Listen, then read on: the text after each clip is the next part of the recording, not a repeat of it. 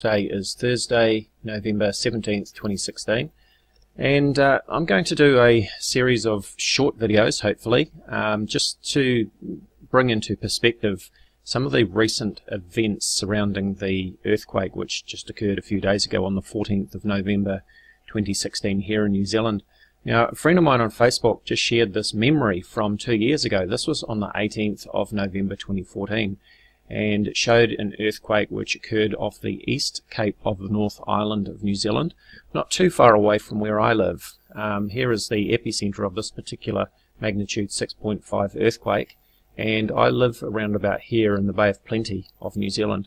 And this chart here, or this map, is a felt report, so each one of these indicates reports that came in from people around New Zealand who felt this earthquake. I can't remember if I felt this one or not. I was trying to search back through my Facebook posts. I might find it later. But this just sort of prompted me to do the short video to try and put things in perspective. You know, we'll be following up with a series of short videos looking at different aspects of life in New Zealand and our history of earthquakes. New Zealand is basically one long fault line. There is a main fault that runs along the southern Alps of the South Island, and it runs through New Zealand, through the North Island.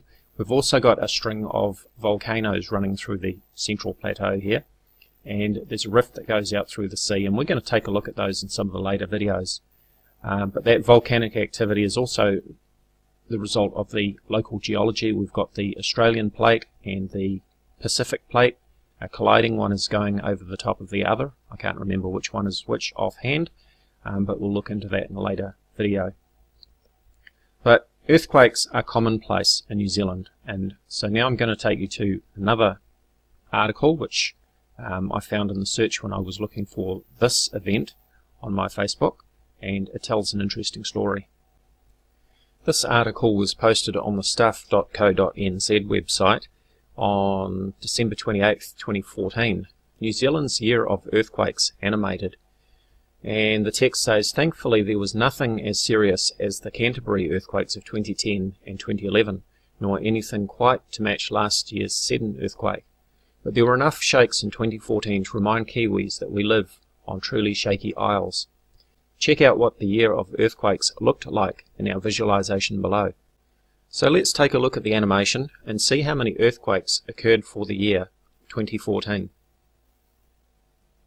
As you can see, New Zealand is a very active fault line. Now, we don't feel all of these earthquakes because many of them are too deep to be felt, but they do register on the seismographs.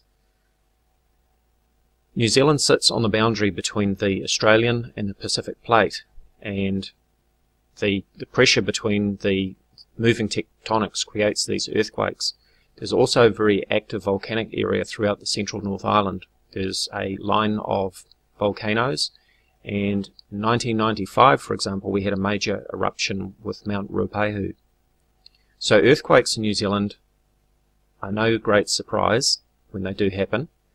Of course, major earthquakes like the one that happened the other day don't happen every day, or every month, or every year. But on a greater time scale, they do happen.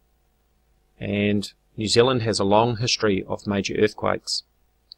It was actually the major earthquake that occurred in Christchurch in 2011, February of 2011, that actually started off my debunking work as a result of predictions that were made by New Zealand personality Ken Ring, who said that there was going to be a major earthquake in Christchurch, New Zealand on the 20th of March 2011.